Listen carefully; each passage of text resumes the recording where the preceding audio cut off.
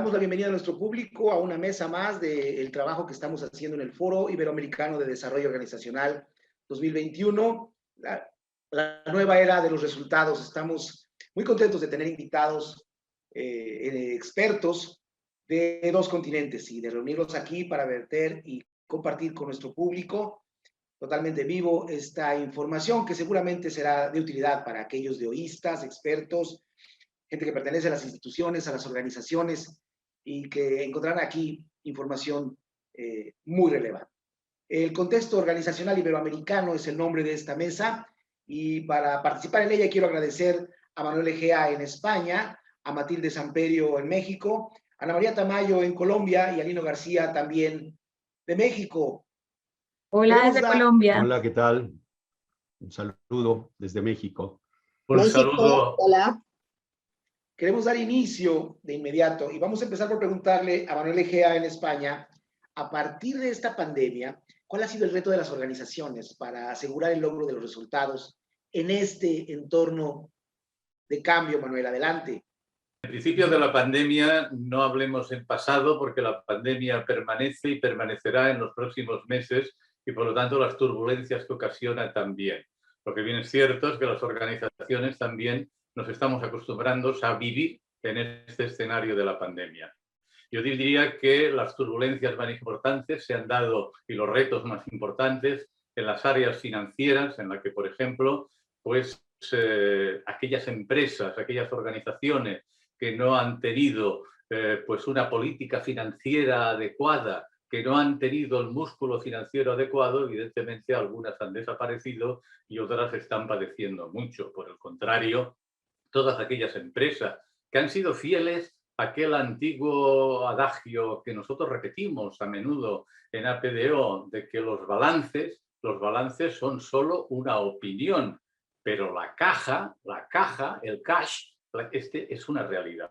Los que han seguido al pie de la letra este punto de vista, pues están en mejores condiciones, aunque lo estén pasando mal, aunque sufran, pero están en mejores condiciones de salir adelante. Matilde Samperio, la misma pregunta para ti en México. Pues tienes que analizar tu estado financiero, tanto tu pronóstico a corto, mediano y largo plazo y el objetivo de los accionistas. Eso es un reto fundamental. También yo creo que una de las cosas ha sido, uno, las finanzas, otro es entender el impacto, ¿no?, de la nueva estrategia del negocio en la operación. Yo creo que eso es también fundamental, un punto que es un reto para muchas organizaciones. Y de la misma manera creo yo que es revisar la estrategia del negocio actual y la demanda del mercado. Ha cambiado completamente. Entonces, posiblemente tú tenías una estrategia de negocio muy definida, muy clara. Sin embargo, la demanda es otra completamente diferente. Te lo pongo en nuestros casos de consultores y de entrenadores. Bueno, pues si antes nuestra demanda eran cursos presenciales, ¿no? Y muchas cosas. Ahora finalmente la demanda, el mercado, los productos han cambiado y eso hace precisamente que nuestra estrategia de negocio tenga que cambiar. Entonces, ¿cómo empato también esta estrategia de negocio con los cambios en la demanda del mercado, ¿no? Por una parte. Por otro, igual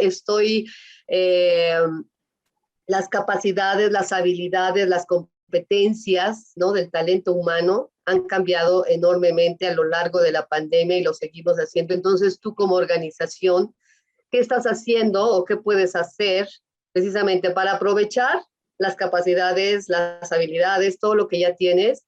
¿Y qué vas a hacer para desarrollar estas nuevas, ¿no?, habilidades y estas nuevas competencias que requiere, ¿no?, un mundo digitalizado y un mundo virtual como el que estamos viviendo? Y esto nos lleva a tu estructura tecnológica, ¿no? Entonces van de la mano. Entonces, ¿qué vas a hacer para capacitar?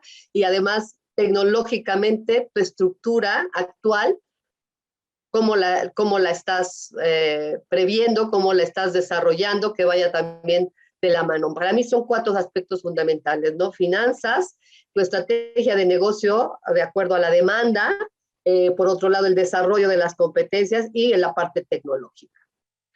Gracias, Matilde. Vamos a trasladar esto al caso Colombia con Ana María Tamayo. Creo que esto nos exige salir de los viejos paradigmas y empezar a pensarnos diferente. Y en una inteligencia emocional que les permita liderar equipos en unos entornos nuevos y entornos para los que no estaban preparados. Ese sería mi aporte. Muchas gracias, Ana María. Vamos a México con Lino García con la misma pregunta. Han quedado, pudiéramos decir que en la primera parte de la pandemia, entiéndase en el 2020, cuando nos tomó por sorpresa a nivel global y que nos quedamos con la respuesta del no saber cómo enfrentar esto, aún se siguen todavía manifestando muchos liderazgos maltrechos, muchos equipos de trabajo que están con muchas heridas que hay que resteñar, que hay que corregir, que hay que curar. Y en ese sentido también las empresas han estado trabajando y han estado haciendo frente en este 2021 precisamente para poder de alguna forma vitalizar o revitalizar los equipos de trabajo. Hay un impacto generado en las prácticas de trabajo de los colaboradores del que tendríamos que estar hablando, por supuesto. ¿Cómo lo ves tú, Manuel Egea, allá en España? Es evidente que se habla, aparte de lo que ya he comentado, del dramatismo que implica haber tenido que prescindir de mucho personal. Claro, ¿qué pasa con estas nuevas formas de trabajar? Esto que hemos llamado el teletrabajo, ¿no? Que parece ser que es lo que de alguna manera se ha impuesto durante la pandemia en muchas organizaciones. En estos momentos estamos observando cómo hay fondos de inversión que están invirtiendo mucho dinero en la compra de grandes locales para oficinas de más de 500, 1000 metros cuadrados, para transformarlas en instalaciones de coworking. De tal manera que estas instalaciones se están utilizando aquí en Europa como, de alguna manera, escenarios de teletrabajo. Es decir, no se trabajará en la empresa, pero tampoco se trabajará en casa, en la que, por supuesto, pues la infraestructura tecnológica que pueda tener o informática que pueda tener un trabajador en muchos casos es precaria. Y por otra parte, hay los problemas de ciberseguridad que se derivan de estar utilizando redes que poco menos que caseras. Entonces, estas instalaciones de coworking permiten una cierta seguridad dentro del ámbito de la ciberseguridad y para el trabajador es una comodidad, se desplaza a un sitio cercano de su casa y parece ser que este va a ser el sistema híbrido que se va a imponer en los próximos meses ya de una manera definitiva.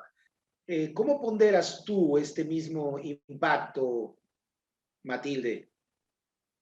Yo digo que fuimos violentamente arrastrados a un mundo virtual, ¿no? Porque ni siquiera hubo una fase de transición y no ha habido un avance con un ritmo que podamos decir es decir, la crisis nos agarró de sorpresa, por así llamarlo. Entonces ha costado mucho trabajo, yo creo, y muchas empresas han hecho grandes esfuerzos sin saber muy bien qué es lo que iba a pasar. Y yo creo que una de esas cosas que está sucediendo es esta fatiga, ¿no? De pandémica, de trabajar en casa, de horas de trabajo mezcladas con tus horas de recreación, y que además, como no hay forma, lo que yo he visto en las organizaciones es de que tú como trabajador, ahora tu jefe no te ve lo que estás haciendo, trabajas y te esfuerzas que él vea que estás conectado tantísimas horas y estás haciendo el trabajo. Esa es una realidad, porque ahora no hay una forma tan clara o ahora hay que evaluar el desempeño de una manera diferente, pero lo que yo veo es que los empleados, con tal, como el jefe no me ve, pues trabajo y voy de Zoom y Zoom, si son 12, 14 horas de trabajo, y yo creo que es parte de estos intangibles que ustedes hablan, ¿no? Yo creo que productividad y bienestar tienen que ir de la mano. Lo que está pasando es que no es así, ¿no? Se quiere alcanzar gran productividad en esta nueva realidad, pero el bienestar, esos intangibles de los que hemos estado hablando, pues verdaderamente no se están dando, ¿no? Entonces creo que una de las cosas que comentó Manuel, aquí se está dando un poco, Manuel, pero todavía falta, fíjate, eso de los de cowork sería muy buena solución. Aquí todavía es home office, híbrido, de que estés en tu casa y en la oficina. Sí, ya hay más lugares para trabajar fuera. Sin embargo, creo que esta forma de trabajar, sobre todo de que el trabajador no tiene la certeza de cómo lo van a evaluar y que tiene que estarse esforzando para que vean que está haciendo, hace que la gente esté trabajando muchísimo y que se esté dando esta fatiga enorme, ¿no? Ese es mi punto de vista, yo creo. ¿Cómo te toca verlo a ti desde Colombia, Ana María Tamayo? Parte de lo que pasó al principio de la pandemia es que los jefes se dedicaron a hacer reuniones por Zoom, las 8, 10 o 12 horas laborales, ¿no? Y esto empezó a ser una locura porque la gente estaba tanto tiempo en reunión que no tenía tiempo para trabajar realmente y para operar, ¿no? Entonces ese es otro tema que creo que ha sido crítico. El trabajo en equipo, ¿no? Creo que la distancia y la virtualidad ha hecho más complejo el trabajo en equipo. Y la construcción de la confianza, ¿no? Yo siempre que hago talleres virtuales le pido a las personas que prendan la cámara, ¿no? Y he tenido casos en los que una persona lleva 6 meses en la organización y no la habían visto, ¿no? Entonces, cuando prende la cámara para el taller, su equipo de trabajo lo ve y le dice, ay, no te habíamos visto. Y yo les hacía la reflexión, como ya una persona 6 meses dentro de una organización y tú no sabes quién es, ¿no? Como físicamente, ¿no? Cómo se construye confianza desde ahí, ¿sí? Pero también quisiera agregar que ha pasado algo positivo y es como poder entrar en la intimidad de las personas, ¿no? Y creo que el trabajo virtual también ha permitido que se conozcan las familias, que pasen los hijos por ahí, que conozcamos un poco de la intimidad de las personas y en ese sentido creo que eso ha sido positivo. Definitivamente, definitivamente. El caso así, ¿cómo tú lo ves, Lino García? Yo diría que hay una clasificación que parte mucho de la cuestión del reajuste, del reaprendizaje que hemos tenido que hacer en 3 niveles, en el nivel personal, en el nivel grupal y en el nivel organizacional. Y este reaprendizaje obedece precisamente a toda esta irrupción de la pandemia que sin decir y sin avisar, pues desde marzo del año pasado nos tocó la puerta y entró sin siquiera pedir permiso.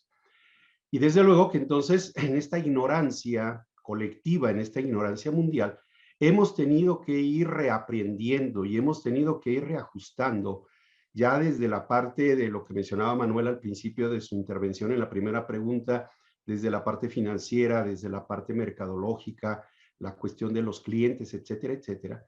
Bueno, pues desde la parte personal hemos tenido que ir reaprendiendo de qué manera podemos ir cambiando hábitos, ajustando hábitos que me afectan en lo personal y hábitos incluso que van desde la parte del horario. Han tenido que ver también con mis hábitos familiares y aquí toco la parte social más íntima y directa del empleado, es decir, a nivel familia, cómo tengo que adaptarme a estas nuevas condiciones, incluso ya sea en home office o en teletrabajo, como mencionaba también Manuel. Y la otra parte interesante es en la parte organizacional. Definitivamente, y coincido con lo que dice Ana, a nivel organizacional, las empresas han tenido que hacer un reajuste en su aprendizaje. Hoy por hoy el liderazgo no puede ser el mismo. Hoy por hoy lo que viene siendo el famoso trabajo en equipo, lo que viene siendo también la manera como nos comunicamos, la manera como empatizamos, la manera como nos emocionamos incluso, han cambiado. Pero no había un manual de instrucciones que nos dijera, ni tampoco un ABC. Y esto ha sido lo más interesante que yo me he topado cuando he trabajado en algunas de mis intervenciones empresariales y organizacionales. Hemos tenido que partir de cero y hemos tenido que partir del ensayo y el error. Yo creo que hoy por hoy, a 18 meses de la pandemia, del inicio de la pandemia, podemos decir que no con una satisfacción total, pero hemos tenido un avance impresionante en estos 3 niveles, en el nivel personal, en el nivel grupal y en el nivel organizacional. Desde luego falta mucho por hacer, desde luego que se han cometido muchísimos abusos, desde luego que hemos tenido incluso experiencias no muy buenas, pero hemos tenido también mucho avance y mucho aprendizaje que más adelante nos va a servir en esta época de incertidumbre y de caos también. Estas ponderaciones que ustedes nos están haciendo nos llevan a una pregunta que tiene que ver con su experiencia de expertos, con el conocimiento que ustedes ya manejan, ¿cuáles han sido los desafíos de las organizaciones para acelerar el uso de la tecnología? Y empezaremos por el caso español. Adelante, Manuel. Bien, este es un tema, evidentemente, es un vector fundamental. Es un vector fundamental porque la tecnología, evidentemente, tiene su propia evolución, pero de alguna manera lo que ha cambiado es el ritmo de adaptación por parte de las organizaciones de esta evolución. Pero no se acaba aquí, ¿eh? No se acaba aquí, porque resulta que en estos momentos ya es una realidad la informática cuántica. Es decir, en estos momentos ya tenemos trabajando en Europa y en Estados Unidos ordenadores cuánticos. Claro que estamos muy lejos todavía de que esto sea una realidad comercializada y que cada uno de nosotros tenga su ordenador cuántico en casa, pero no tardaremos mucho, ¿eh? Esto será una realidad que se nos echa encima. Y desde el punto de vista del desarrollo organizacional, hemos de estar muy atentos a lo que esto significará, porque de alguna manera el análisis cuántico nos permitirá definir de manera distinta y mucho más eficiente criterios como los controles de costes, criterios como los procesos de producción, como los métodos, como la logística, como los programas financieros, etc.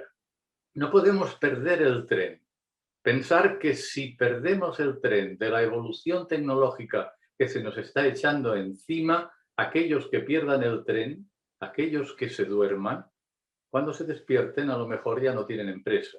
Por lo tanto, hay que estar muy alerta a todos los cambios y participar en estos cambios. Yo siempre digo que no nos hemos de preocupar tanto por el futuro como ser capaces de crear nuestra parcela de nuestro propio futuro. Esto es importantísimo, que no nos dejemos avasallar por la oleada que viene, sea de la pandemia, sea de la tecnología, sea de lo que sea, o sea también de problemas, como vemos en muchos países, de problemas de estructura social. No nos dejemos de alguna manera invadir por todo ello y seamos capaces, nosotros en cada uno de nuestras áreas de responsabilidad, de crear esa parte de nuestro propio futuro. Cerrando esta mesa de trabajo, por supuesto que tenemos que preguntarle a Matilde Samperio en México su opinión. Muchas de las organizaciones, con algunas de las que trabajo, me sorprende porque si bien están de acuerdo y se están haciendo cambios tecnológicos, pierden, ¿no?, el foco y pierden lo que es cambiarle a la gente las creencias sobre el uso de la tecnología, Daniel, ¿no? Me ha pasado de que las empresas me contratan, así tan sencillo, para un curso todo tecnológico de inducción. Y resulta que llega la gente nueva y no tiene en su celular ni cómo conectarse, ni en la empresa hay conexión, ni esto, o sea, no hay una visión sistémica de la tecnología. La tecnología no nada más es usarlo, sino es todo lo que implica ello y sobre todo el mindset del uso de la tecnología en los colaboradores, unido a los recursos reales con los que cuentan las empresas. Entonces, la tecnología en sí no te va a solucionar si no viene todo un cambio, tanto en el mindset de la gente, y tú tengas bien dimensionado cuáles son tus recursos reales, con qué cuentas y cómo vas a llevar a cabo ese cambio tecnológico. Porque si todo el mundo hemos dicho, no, sí, ahora sí, mira, y nos reunimos por Zoom y hacemos esto, pero no es todo, implica muchísimos cambios, ¿no? Tecnológicos a los cuales todavía yo creo que lo más importante es cómo le hacemos las organizaciones para cambiar el mindset y la creencia sobre la tecnología de nuestros colaboradores, por un lado, y realmente tener claridad de todos los recursos con los que contamos para que realmente se aproveche la tecnología, ¿no? Yo con esto me he encontrado muchas veces hoy en día. De acuerdo, Matilde. Con el caso colombiano, vamos a escuchar a Ana Tamayo. Las organizaciones se vieron un poco en la tarea de garantizar los recursos mínimos a los colaboradores, porque en una casa podía haber un solo computador y estaba la persona con sus hijos en homeschooling, con 2 personas trabajando desde casa. Entonces, digamos, desde el garantizar los recursos básicos, las conexiones a internet no eran suficientes, entonces las llamadas se caían mucho al principio. Desde ahí creo que desde lo más básico, desde garantizar los recursos tecnológicos, y ya una vez esos recursos estuvieron garantizados, que creería yo que todavía hace falta, pero ya una vez eso se solucionó o avanzó, pues ya creo que ahí sí lo que dice Matilde es empezar más por empezar a sacar esas creencias que tenemos con la tecnología. Creo que aquí también se vio la oportunidad de ver competencias en colaboradores que no se habían visto antes, capacidades de aprendizaje y adaptación a esta nueva cultura de la tecnología. Y ahí sobresalieron líderes que de pronto antes no habían sobresalido, y creo que eso también fue importante para las organizaciones. Para concluir la mesa, vamos a escuchar a Lino García en México. Adelante, Lino.